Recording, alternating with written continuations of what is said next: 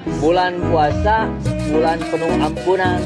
Ampun can kabeli baju lebaran. Ampun can nampak THR. Ampun aing can numis can kagala anjing. Ampun Gusti. Ngalir tinggal duit. Di Sunda mah kaya akan bahasa teh bener. Contohna pinjam jadi namut, uang jadi artos, pinjam uang jadi punten manawi. Aya punten manawi.